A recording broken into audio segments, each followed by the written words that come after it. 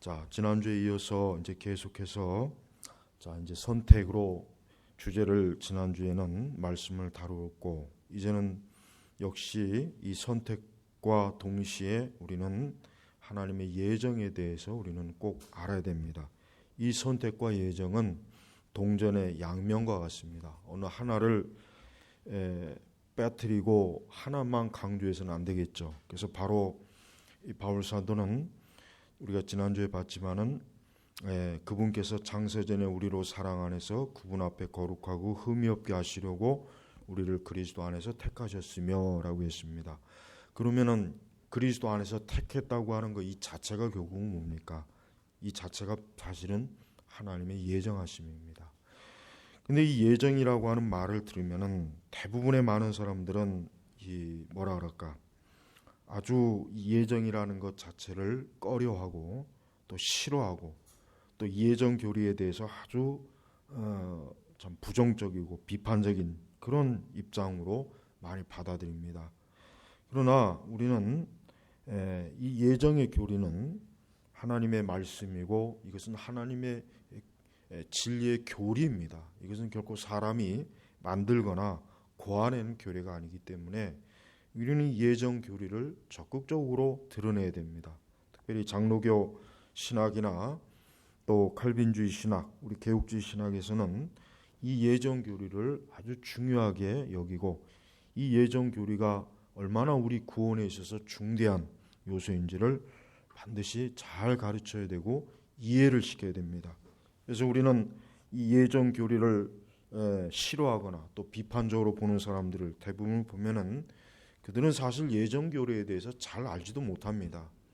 제대로 뭘 알고서 비판을 하고 그를 싫어하거나 그것을 거부해야지 제대로 알지도 못하면서 예정론? 그거는 칼빈주의 아니야. 그거는 칼빈이 고안한 거 아니야. 그거는 장로교도들이 믿는 거 아니야. 그렇게 아무 생각 없이 그렇게 좀 극단적으로 부정하는 사람들이 많이 있습니다. 그것은 참으로 어리석은 거예요. 어떤 교리를 우리가 비판하거나 옹호를 할 때는 그것을 제대로 알고 비판을 하고 아니면 옹호를 해야 돼요. 알지도 못하면서 무조건 비판을 하거나 또 옹호를 하는 것은 그것은 참으로 무지한 거예요. 그것은 어리석은 것입니다. 그래서 여러분, 우리는 예정 교리를 아주 명확하게 알고 이해하는 것이 우리는 중요합니다. 우리는 무엇보다도 이 예정 교리는 칼빈이 만든 것이 아닙니다. 이 예정 교리를 정확하게 좀 더 정교하게 이 성경의 말씀에서 이것을 체계화시킨 사람은 누구입니까? 바로 어거스틴입니다. 또 사실 마틴 루터도 칼빈 못지않게 예정에 대해서 더 많이 말했다는 것을 우리는 알아야 돼요. 그래서 우리는 이 예정 교리가 칼빈주의나 어떤 개혁주의가 고안해낸 그런 교리가 아니라는 것을 먼저 이해해야 됩니다. 우리는 어거스틴의 예정론의 그 책을 보면은 이미 어거스틴은 그가 하나님의 말씀을 연구하고 하나님의 진리를 탐구하는 가운데 하나님께서는 만세전에 하나님의 백성들, 하나님의 교회를 어때요? 예정했다는 것을 그가 깊이 깨달았어요. 그래서 그의 그 예정론 책을 꼭 한번 읽어본다면은 얼마나 이것이 성경의 명확한 교리인지를 꼭 알 수가 있을 것입니다. 자, 오늘 5절에 보니까 그분의 기뻐하시는 뜻을 따라 우리를 예정하시오. 자, 예정하시오. 자, 이 예정이라고 하는 것은 무엇입니까? 우선 말 그대로 뭡니까? 미리 정했다. 미리 정했다는 얘기예요. 가장 간단하게 이 예정이라고 하는 말을 푸른다면 미리 정했다. 그러면은 미리 언제 정했냐 이거. 언제 정했냐 이거. 자, 여기에서 이제 우린 알미니안주의자들을 좀 거론해야 되겠습니다. 알미니안주의자들은 하나님께서 누군가를 구원하실 때 먼저 예정이 아니라 예지다. 즉 그 사람이 앞으로 예수 그리스도를 믿을 것을 하나님이 미리 아시고 그를 예정하셨다. 보통 알미니안주의자들은 사실 그렇게 주장을 해요. 그래서 특별히 칼빈주의서, 즉 보통 우리가 얘기하는 이 예정에 대해서 그들은 사실은 전혀 그것을 받아들이지 않습니다. 그리고 그들의 큰 문제는 뭡니까? 그들은 하나님께서 어떤 사람이 예수 그리스도를 선택할지 아니면 선택하지 않을지를 알고 그거에 근거해서 하나님은 누군가를 구원하시고 누군가를 구원하지 않는다. 그렇게 얘기합니다. 그러나 이제 거기서 더 큰 문제가 있습니다. 뭡니까? 알미니안주의자들은 어떤 사람이 그 구원에 대해서 그가 그것을 받아들일 수도 있고 거부할 수 있다고 하는 것을 그들이 결정적으로 주장하는 거예요. 사실 이게 가장 핵심적인 거예요. 즉, 자, 어떤 한 사람이 있습니다. 내가 그에게 복음을 전합니다. 그러면은 우리 칼빈주의자들은 어떻게 복음을 전합니까? 우리 칼빈주의자들은 그에게 우리는 성경대로 예수 그리스도를 믿으시오. 예수님이 당신을 위해서 십자가에 죽으셨고 고난당하셨고 예수 그리스도는 지금도 당신이 하나님께로 나오기를 원합니다. 예수님을 믿으시라고 그렇게 단호하게 우리는 설교할 수 있어요. 그러나 우리는 그런 설교 자체를 어디에 근거하는 겁니까? 우리는 그가 예수님을 믿을 수 있는 능력이 있으니까 믿으라고 강권하는 게 아니에요. 그걸 알아야 돼요. 때때로 어떤 사람은 오해하는 사람이 있어요. 칼빈주의자들의 설교를 들어보니까 그들도 우리하고 별다른 게 없는데 그들도 예수님을 믿으라고 우리에게 강권합니다. 물론 맞습니다. 강권해야 돼. 여러분, 우리는 당신은 하나님이 예정하셨는지 안 하는지 나는 모르니까 그건 당신 마음대로 하시오. 당신이 믿는다고 해도 그거는 나는 모르겠습니다. 그렇게 설교하면 안 되겠죠. 그건 어리석은 설교죠. 우리는 무조건 우리 자신이 이 사람이 하나님이 선택했는지 예정했는지 안 했는지 알지 못하기 때문에 우리는 무조건 예수 그리스도를 믿으시오. 주의 구원을 받으시오. 영생을 취하시오. 죄를 버리고 예수 그리스도 앞에 나와 이제 의로움과 거룩함을 취하시오. 그렇게 일방적으로 선포해야 돼요. 선포하는 거예요. 복음은. 그러나 한 가지 중요한 게 있습니다. 우리는 그 사람이 정말 하나님께서 만세전에 선택한 사람이면 하나님께서는 그 메시지를 그가 믿도록 믿음을 주셔서 그가 예수님을 믿도록 하신다고 하는 거예요. 이게 전제에 깔려 있는 거예요. 자, 그런데 알미니안 주의자들은 어떻습니까? 그들은 어떠한 사람에게 복음을 전해도 그 복음을 이 사람이 선택할 수도 있고 부정할 수도 있다고 그렇게 그들은 믿는 거예요. 그리고 또 하나는 혹 예수 그리스도를 믿었다 할지라도 그는 이후에 그 예수님을 부정할 수 있는 자유의지가 있다고 그렇게 가르친단 말이에요. 자, 여러분, 과연 이것이 그러면 성경에서 말씀하시는 겁니까?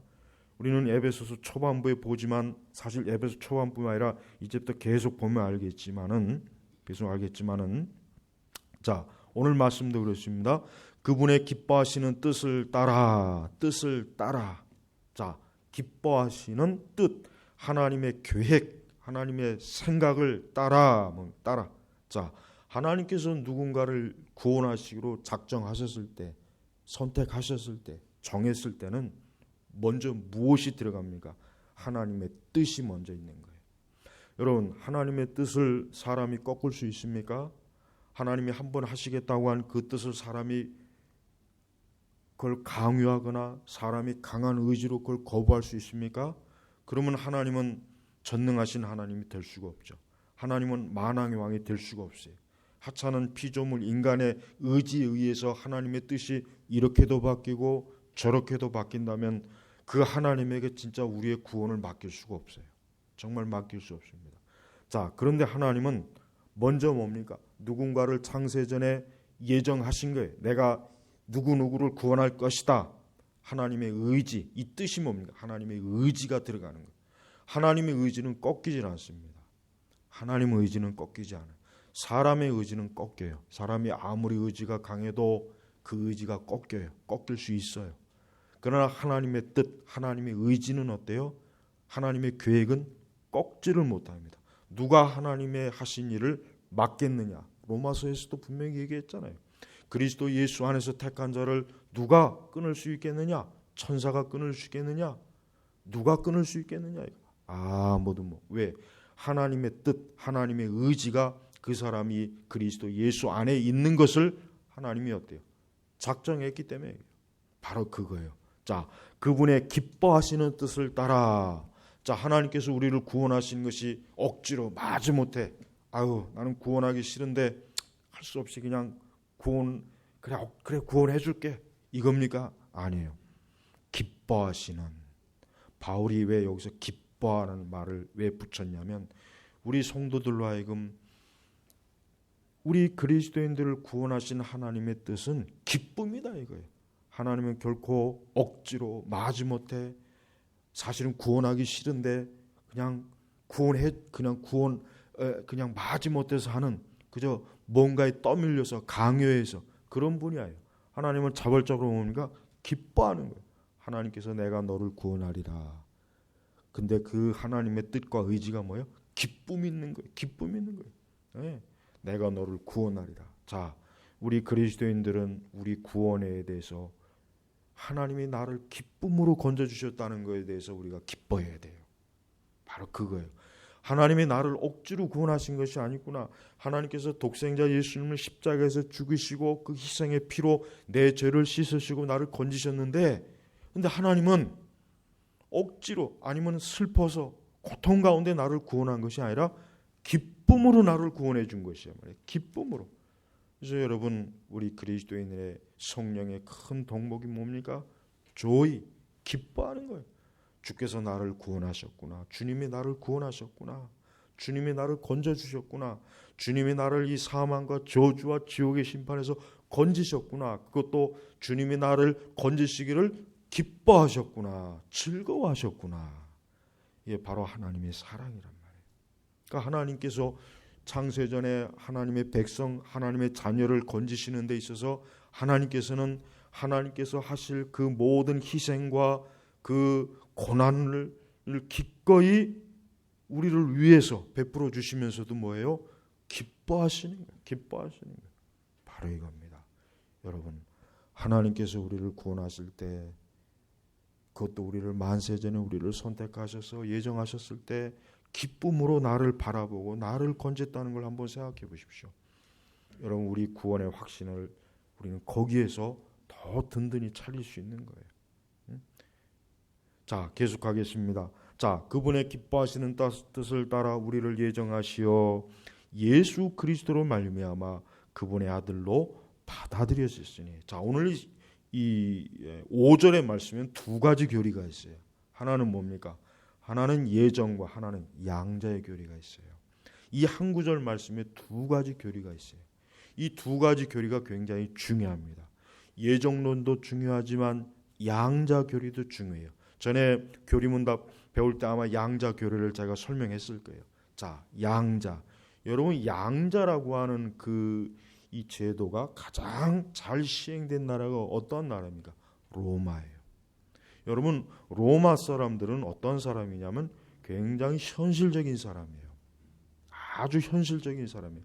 로마 사람들은 굉장히 계산적이고 현실적이에요. 그래서 로마 사람들이 잘하는 게 뭐예요? 건축, 건설, 그 다음에 군대. 그러니까 로마 사람들은 굉장히 현실적이기 때문에 그리스 사람들은 좀 더 철학적이고 예술적이고 지적인 걸 추구하지만 로마 사람들은 어때요? 현실적인 것을 추구하는 민족이에요. 그런 기질이 있어요. 그러니까 그들은 뭐예요? 그들은 이 양자 제도를 아주 잘 써먹습니다. 그래서 여러분, 로마 황제 역사를 봐도 양자가 된 사람이 있고, 또 어떠한 사람이 아들이 없거나 아니면 아들이 있지만 자기의 재산을 물려주기 위한 어떤 능력이 없을 때는 어때요? 양자를 들여가지고 그에게 뭡니까? 자기의 모든 재산과 신분과 지위를 그대로 물려줘요. 그리고 그 양자가 된 사람은 합법적으로 그 사람의 아들이요, 그 사람의 그 모든 걸 아주 정확하게 정통으로 이어받은 사람이라고 하는 것을 그 자신과 그 주변의 사람들이 다 인정을 해요. 네.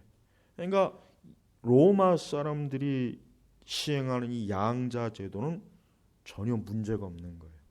우리나라 사람들은 양자라고 하는 걸 싫어하잖아요. 우리나라 사람들은 전통적으로 내 피의 어떤 뭐라 할까, 거기에 좀 많이 집착을 하잖아요. 예. 근데 로마 사람들은 내 피가 아니어도 상관없는 거예요. 내 지위와 내 재산과 내 능력을 정확하게 물려받을 수 있는 그런 자질만 있으면은 설령 친자식보다 양자를 더 우선시하는 거예요.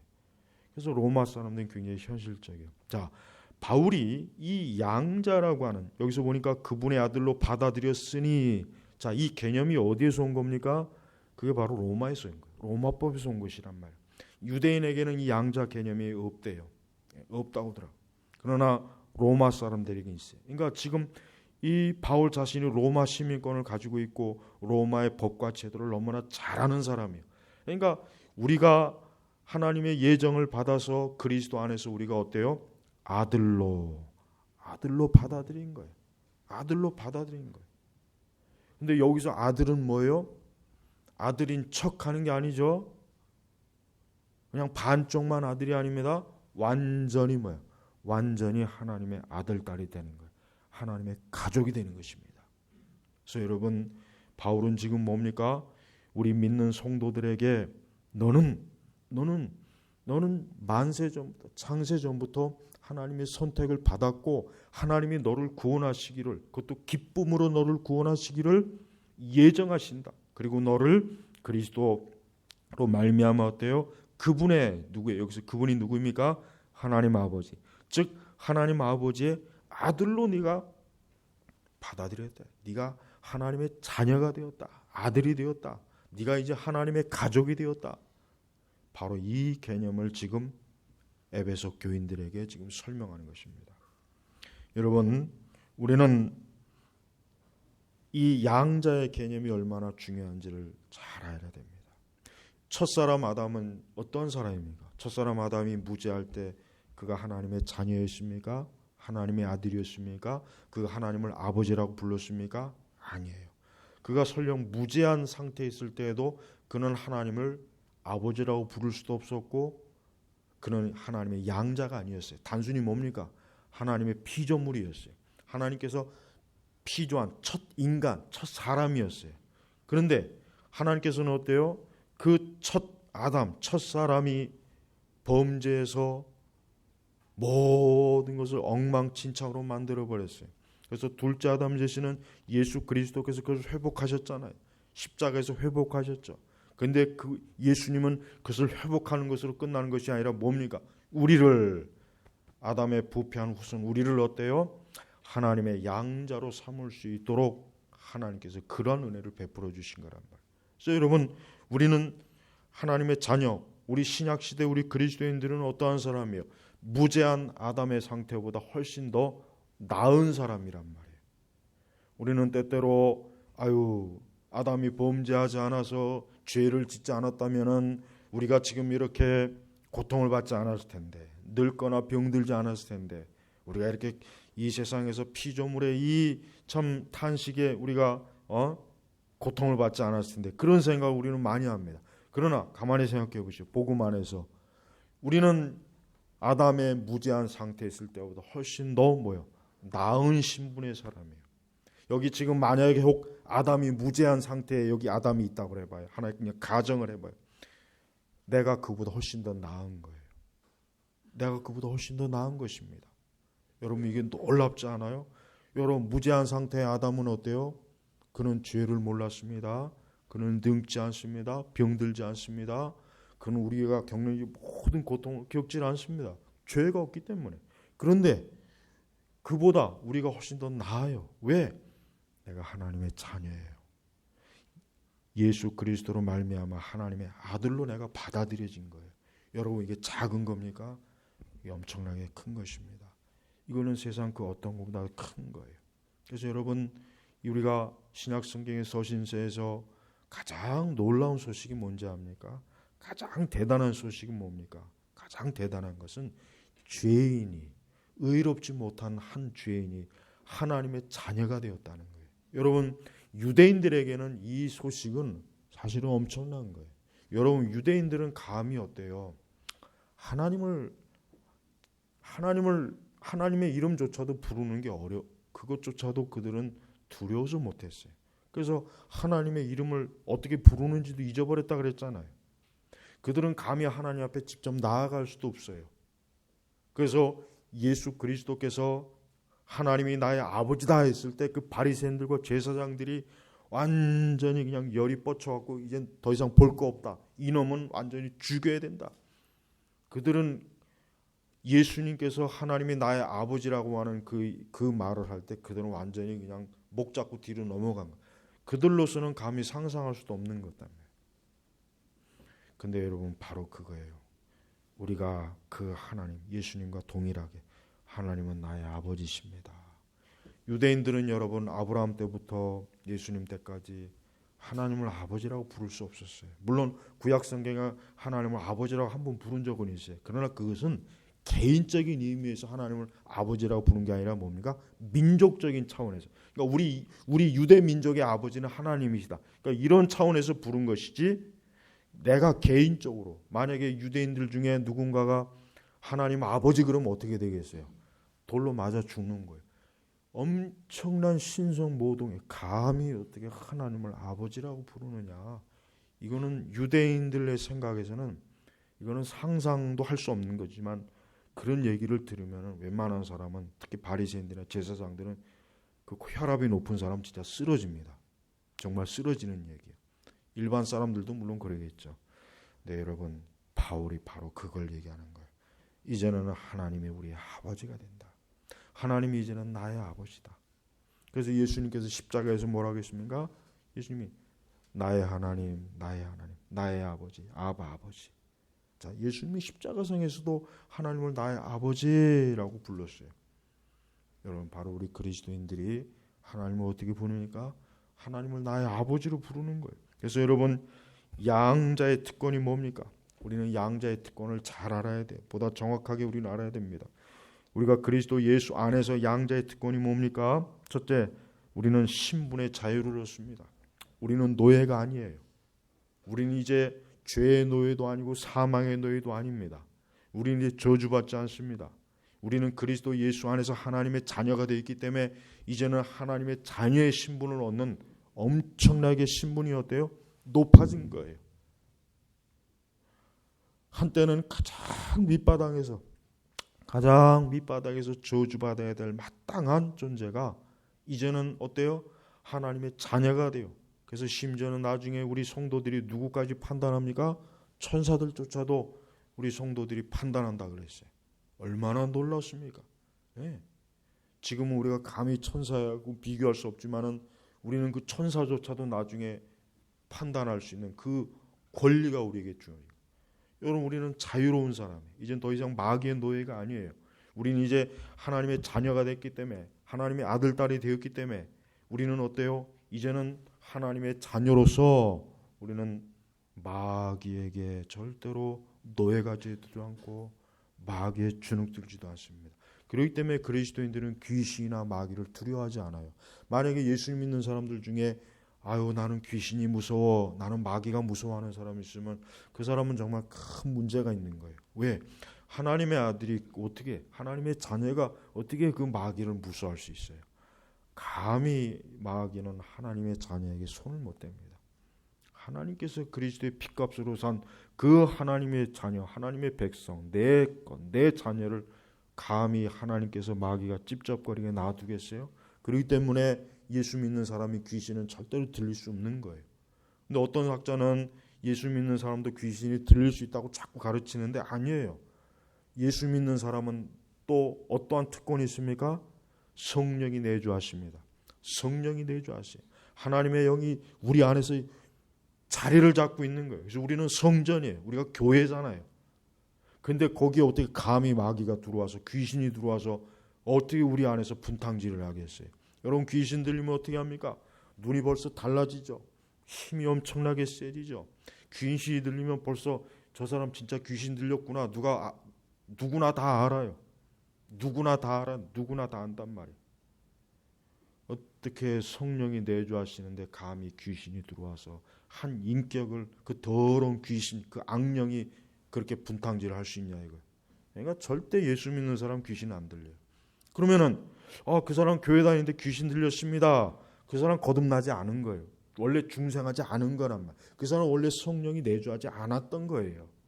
그렇게 알아야지. 교회 다니는데도 귀신 들리잖아. 우리 한국의 그 귀신론 가르치는 그 이단들이 그렇게 그걸 얼마나 많이 이용해 먹어요. 에? 아주 지독스럽습니다. 예수 믿는 사람은 절대 귀신 들리지 않아요. 왜? 성령이 내주하기 때문에. 또한 양자의 특권이 뭡니까? 하나님의 가족입니다. 우리는 누구의 가족이에요? 하나님의 가족이에요. 여러분 자신이 하나님의 가족이라고 한번 생각해 보십시오. 얼마나 좋아요. 하나님의 가정에 내가 입양이 돼서 내가 이제 하나님의 가족이 되었다 이거예요. 가족이 된 거예요. 예? 그래서 그 앤드류 보나가 쓴 옛날 그 찬송가 보면은 형님 같은 우리 예수님이 우리의 맏형이라고 그렇게 가사가 적혔어요. 맞아요. 예수님은 우리 신자들의 맏형이에요. 하나님의 가족이라고 하는 그 테두리 안에서 예수님은 뭐예요? 가장 맞이가 돼요. 맞이. 우리는 아우가 되는 거예요. 그러니까 우리가 하나님의 가족 안에 있는 거예요. 그러니까 하나님께서는 그 부성의 사랑으로 우리를 보호하시고 우리를 양육하시고 우리를 먹이시고 우리를 인도하시고 우리를 지키시고 하나님께서 얼마나 하나님의 가정을 잘 다스리겠어요. 여러분 우리는 안심해야 돼요. 우리가 하나님에 속한 하나님의 자녀이면은 나는 하나님의 가족 안에 있기 때문에 우리는 어떤 이유로든지 우리의 구원이 어때요? 잃어버리질 않습니다. 또한 뭡니까? 주님과 함께 먹고 마십니다. 교제합니다. 우리 주님과 함께 먹고 마시는 거예요. 여러분 주님과 함께 먹고 마신다는 게 얼마나 귀한 것인지 압니까? 여러분 우리가 그리스도와 함께 먹고 마신다. 이 다음에 천국에 가면은 우리 주님과 함께 먹고 마시며 천국의 그 기쁨을 누려요. 우리는 하나님 나라에서 주님과 함께 교제합니다. 그리고 이 땅에서도 주님과 교제해요.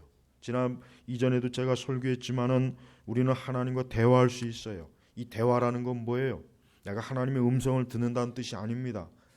하나님께 내 모든 걸 아뢰할 수 있는 거예요. 이건 기도하고 조금 다릅니다. 물론 그걸 기도라고 해도 괜찮아요. 그런 용어를 써도 상관없지만은 저는 좀 더 구체적으로 우리가 하나님과 친밀하게 대화할 수 있는 거예요. 내가 하고 싶은 모든 내 심령의 얘기를 누구에게 쏟아놓습니까? 바로 우리 주님에게 쏟아놓는 거예요. 예수님이 지금 함께 하신다 이제. 여러분 그냥 우리가 그냥 상징적으로 아니면 그냥 사실은 그렇지 않은데 그냥 주님이 나와 함께 하셔 그렇게 합니까? 성경에 보면은 임마누엘 하나님이 나와 함께 하신다.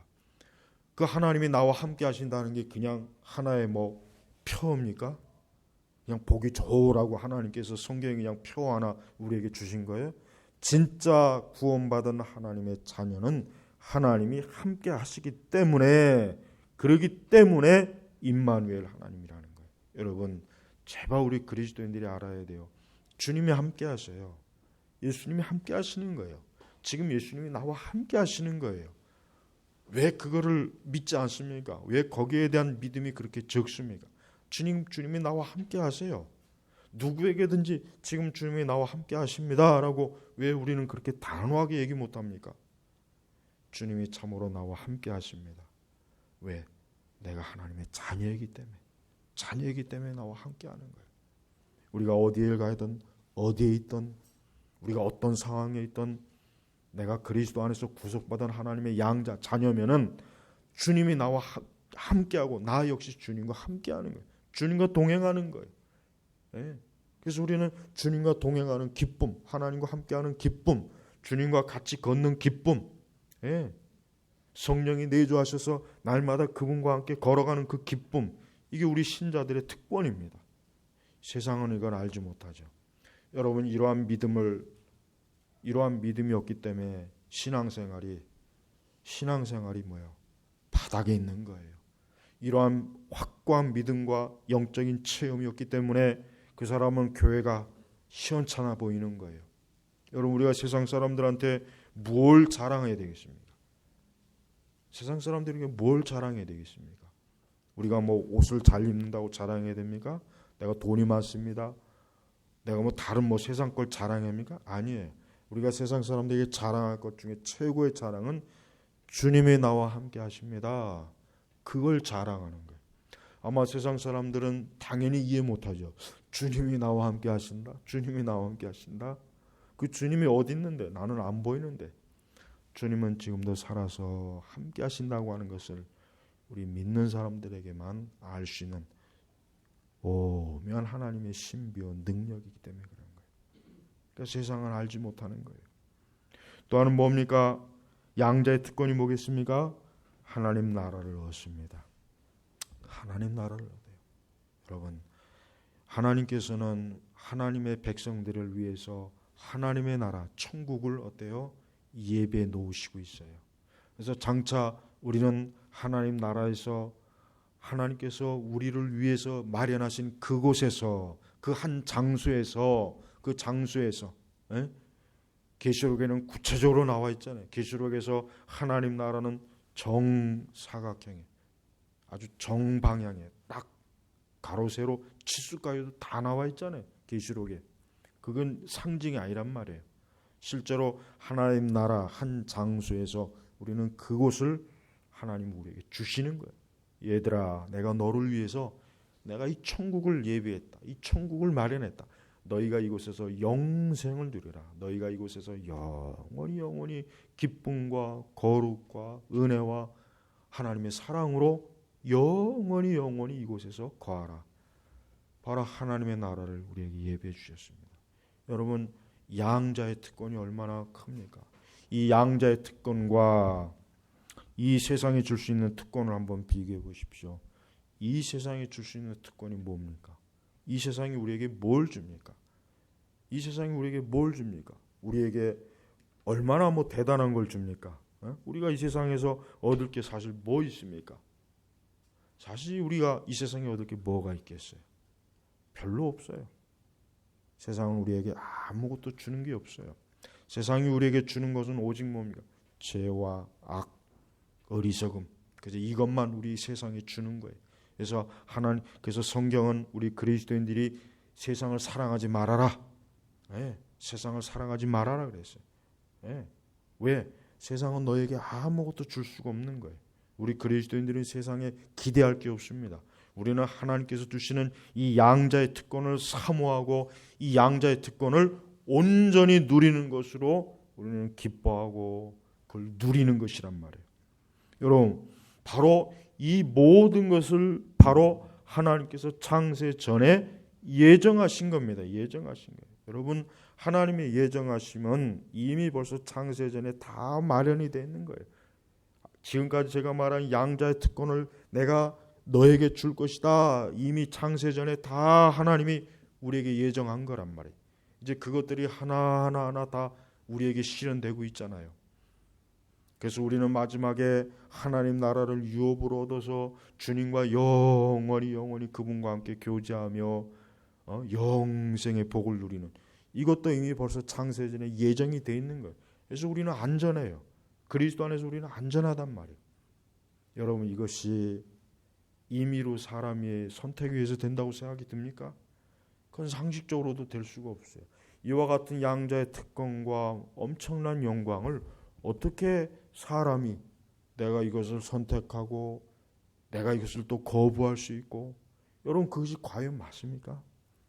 아무리 연구를 하고 살펴봐도 하나님의 예정이 정확해요. 알미니안주의자들은 크게 실수하는 거예요. 그들은 대단히 큰 오류에 빠져 있어요. 그래서 여러분, 우리는 이 말씀처럼 그분이 기뻐하시는 뜻을 따라 우리를 예정하시어 예수 그리스도로 말미암아 그분의 아들로 받아들였으니, 이 모든 일을 누가 주관하세요? 하나님께서 주관하시는 거예요. 그래서 우리 성도들은 신앙생활 하시면서 항상 하나님을 생각하고 하나님 앞에 감사할 것이 하나 있는데 뭐예요? 하나님께서 나를 예정해 주셨다는 거. 하나님께서 나를 예정해 주시 않으셨다면 내가 하나님을 택할 수 있습니까? 여러분, 한번 양심껏 생각해 보시죠. 나는 도저히 내 스스로 예수님을 믿으려고 선택하지 않았을 거예요. 나는 절대로 예수님 믿으려고 선택하지 않았을 거예요. 오히려 이 세상과 이 세상의 정욕과 이 세상의 쾌락과 내 육신의 즐거움을 선택하지 뭐 하려고 미쳤다고 예수님을 선택합니까? 그건 정신이 나간 거예요. 그건 정신이 나간 거란 말이에요. 하나님께서 나를 만세전에 선택했기 때문에 본성이 짐승 같고 타락하고 무지한 이 타락한 죄인을 그리스도께서, 하나님께서 그리스도 안에서 나를 건져낸 거예요. 건져낸 거란 말이에요. 건져낸 거예요. 우리가 구원의 개념 중에 하나 중요하게 알아야 할 것은 뭡니까? 건져내었다는 걸 꼭 알아야 돼요. 건져낸 거예요. 여러분, 아이가 물에 빠져서 막 허둥대요. 그러면 건져내야죠. 바로 그거예요. 지금 죄와 사망에서 지금 발버둥 치고 있는 거예요. 여러분, 불신앙의 상태가 어떤 상태입니까? 예수 그리스도를 믿지 않는 불신앙의 상태가 어떠한 사람입니까? 그 사람들 지금 영적으로 어떠한 상태입니까? 지금은 사망과 저주의 늪에서 발버둥 치고 있는 거예요. 발버둥 치고 있는 거예요. 계속해서 발버둥 치고 있는 거예요. 만약에 하나님께서 그를 건지지 않으면 그 사람은 결국은 그대로 죽어서 멸망하는 것이란 말이에요. 근데 하나님께서는 뭐예요? 만세전에 창세전에 내가 너는 건질 것이다. 내가 너는 절대로 멸망하도록 놔두지 않을 것이다. 내가 너를 건질 것이다. 내가 너를 구원할 것이다. 그리고 내가 너를 내 아들로 내 양자로 삼을 것이다. 이게 벌써 창세전에 하나님의 그 거룩한 삼일체 되시는 하나님 아버지께서 주시는 은혜란 말이에요. 여러분, 예정 교리는 좋은 교리예요. 제가 서두에도 얘기했지만은 제가 그 인터뷰한 그 잡지가 저 위에 지금 세부가 왔는데, 그 중에서 이 칼빈에 대해서 어떤 식으로 기사를 놨냐면은, 칼빈이 완전히 무슨 괴물, 학살자, 칼빈을 완전히 그냥 아주 잔인한 그런 식으로 그 잡지에 그 글을 냈더라고요. 어떤 놈의 새끼가 그 글을 썼는지 아주 그냥 내가 그래서 편집자한테 문자를 넣었어요. 어떤 놈이 이딴 식으로 이 칼빈에 대해서 이런 식으로 글을 쓰느냐, 그 무식한 놈.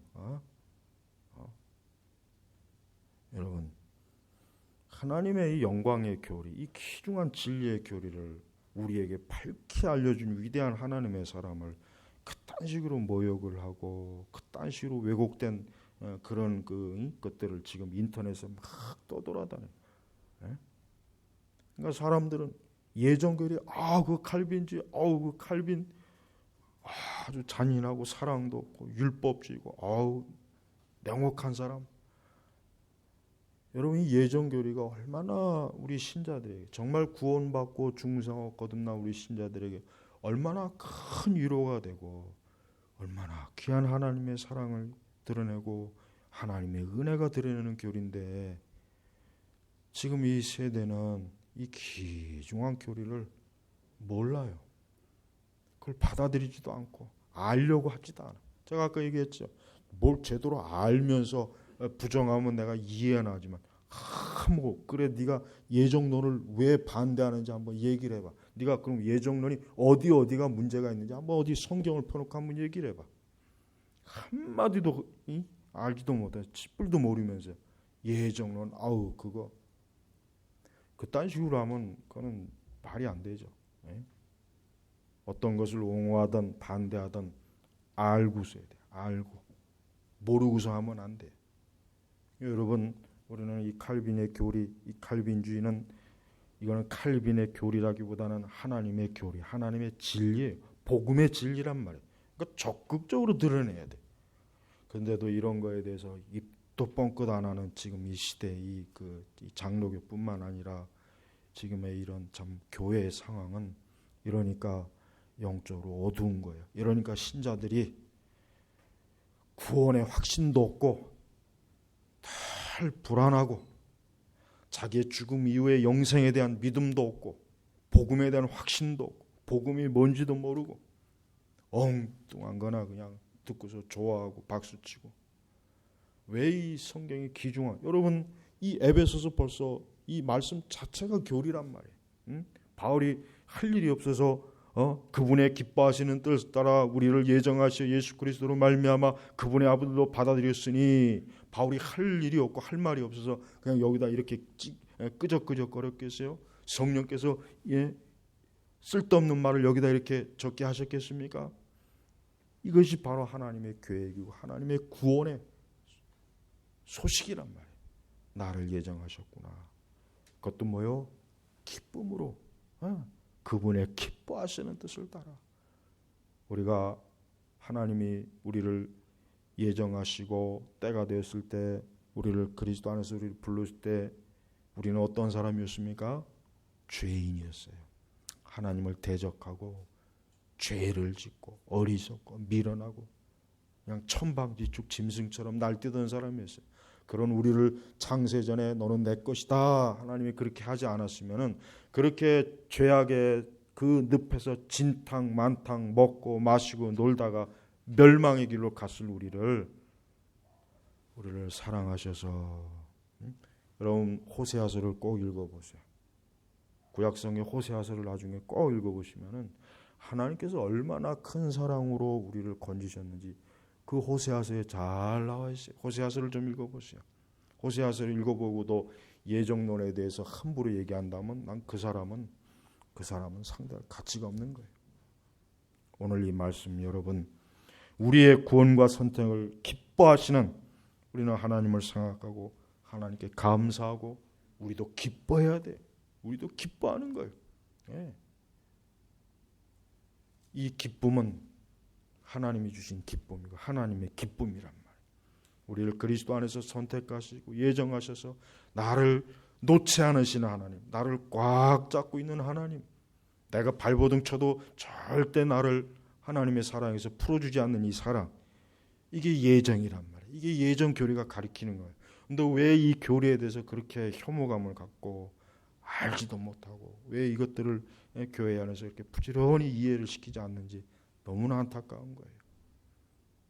아무쪼록 우리 성도 여러분들이 이 말씀을 통해서 에베소서를 통해서 앞으로도 이와 같은 말씀이 계속해서 교리가 나올 텐데 잘 이것을 들으시면서 이해하셔서 이 구원의 풍성함, 이 하나님의 구원의 위대함, 또 내가 그 위대한 하나님의 구원 속에서 내가 지금 안전하게 거하고 있다는 사실에 대해서 기뻐하는 신앙을 가지시길 바랍니다.